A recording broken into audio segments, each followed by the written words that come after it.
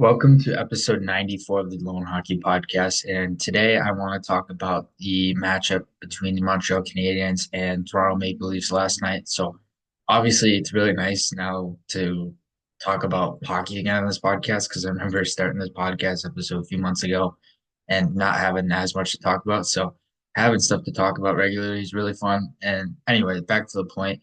So, with the game yesterday, the Canadiens won 1-0 off a goal from Cole Caulfield, who I talked about in my newsletter today on Substack and also LinkedIn.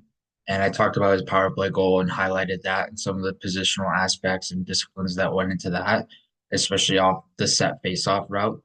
But in terms of some standouts from that game, I wanted to talk more on the Montreal side because Montreal was dominating for most of the game and they had a lot of possession time. They had a lot of controlling sequences inside the offensive zone, and they stood out in terms of positional play, but also instincts and being able to create offense in many different ways inside the zone.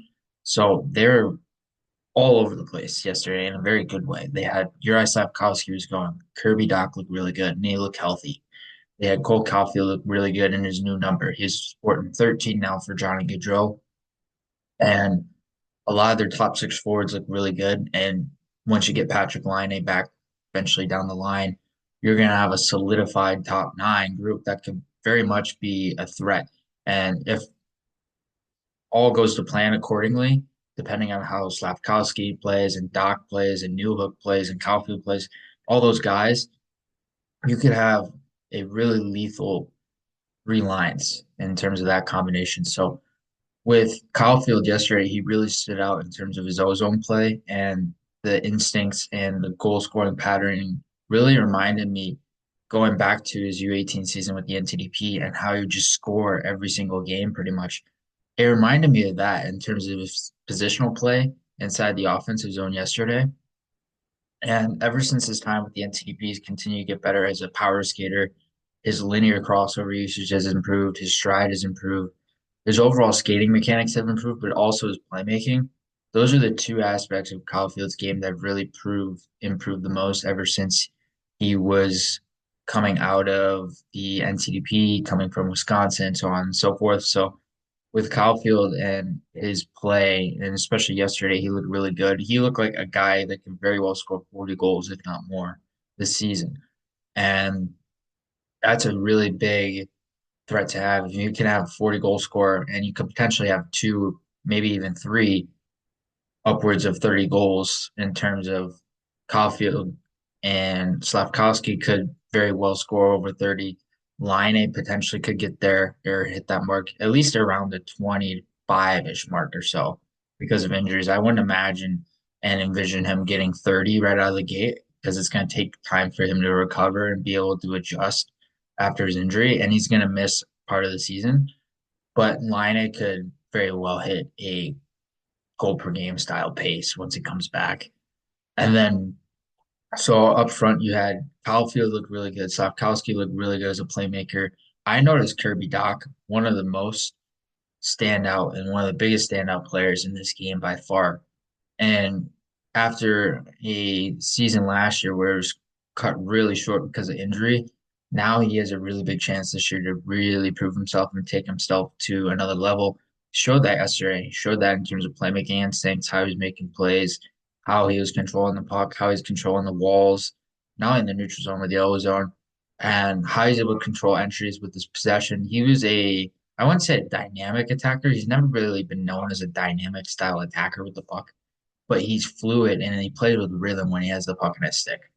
So he has a coordinated ability where he can maintain possession and be able to maintain possession from many different ranges in terms of body position, how he can handle the puck from different body positions and puck positions, either to the side of his body, in front of his body, to the corner of his body, wherever it may be. He can handle the puck in a variety of ways. He's really good at controlling it. And so with Doc, he showed an ability to drive possession, and that's what they're going to look for out of him is to be a possession driver, not just to make plays and not just to score goals, but to actually be a play driver.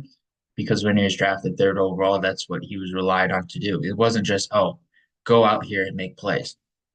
No, he was basically called upon to be an impactful NHLer right out of the gate. He played his first season in the NHL directly after he was drafted, which was almost uncalled for, but he adjusted really well. And obviously, injury issues have hindered some of his play, but at the same time, when he looks healthy, he looks good. He looks really good. So Kirby Doc looked really good. He looked excellent yesterday. Alex Newhook, I thought, had a really good game. Arbor Xhekaj had a really good game. I was surprised to see because they had a near brawl between him and Reeves early on the first. I was surprised that didn't happen. But besides the point, Lane Hudson was another standout, and Lane Hudson showcased really good ability. He reminds me of Adam Fox with a little more flair within his feet because Adam Fox, not the most powerful skater, not, how do I put this? Let me rephrase that. He's not the most powerful skater, but at the same time, he's one of the smartest players you'll ever see and you can ever see because he can lure guys in, he can draw guys to him, and once he does that, he's able to make a play and get around him or maneuver him or something along those lines. Lane Hudson does it a lot with his feet and his hands, and that simultaneous combo. And with Hudson being able to have coordination in his hands and also his feet and having those in sync together, that's a weapon because he could be a guy that could be not only a power play guy, but you can rely on him in so many different areas in transition, off rush. Like I saw him activating in so many different sequences inside the offensive zone, inside the neutral zone, on the rush, in transition.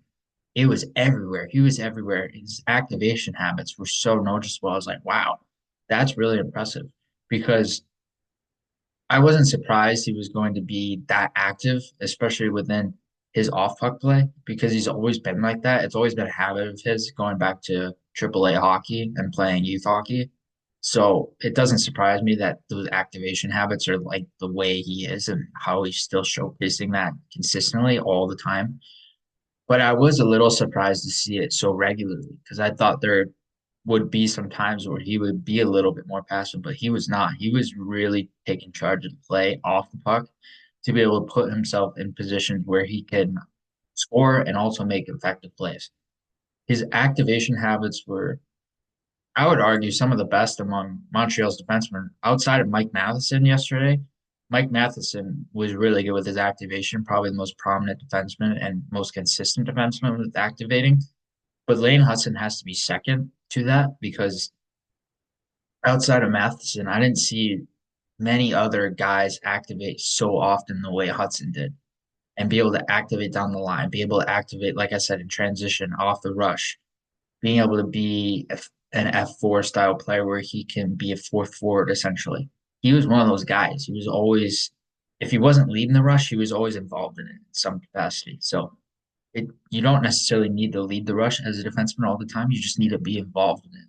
And if you're involved in it, you have a better likelihood of actually being able to receive a puck or receive a pass. So you don't have to carry play all the time. But as long as you're involved, that's a really big talking point when it comes to possession driving. Hudson was a really big factor when it came to that. He's standing out, like I said, all across the board. And even defensively, I noticed a lot of his blue line work and his ability to use forward skating at the blue line. A lot of modern day defenders are doing this. Hudson's a very, very, very modern day style defenseman, not offensively, but defensively, how he's able to defend using angles, forward skating, and efficiency in his gaps. So by leveraging forward skating, this allows him to maintain a little bit more efficiency in his gaps so he can control gaps from a closer range.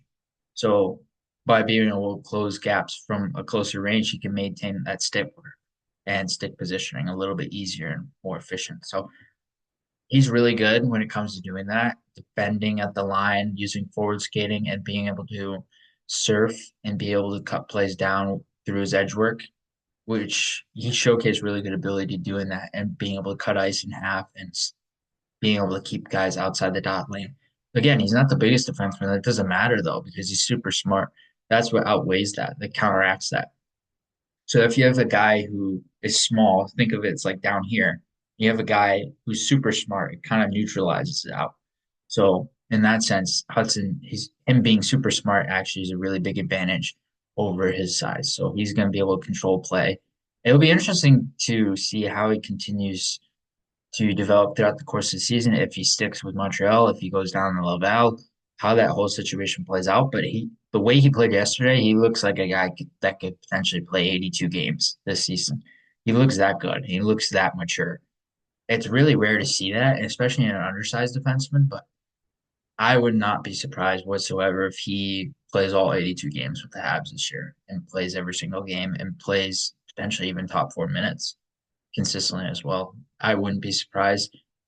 Montreal, they don't have a lot of premier defensemen, especially young defensemen. Mike Matheson's really and essentially their number one defenseman right now.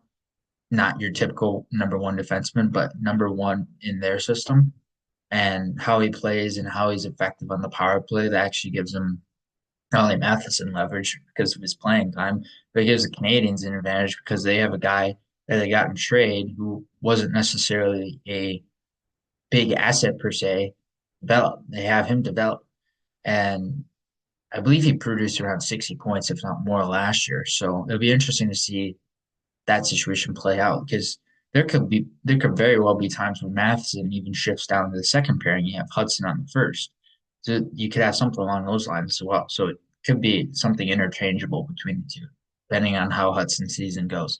But he looked really good. He looked really smart. He was playing the way he did last year at BU. And that's a really good sign to see because he was dominating that level. That could be a sign this year that he could dominate the NHL level. So he looked really good. A lot of their defensemen looked really good, I thought, on Montreal.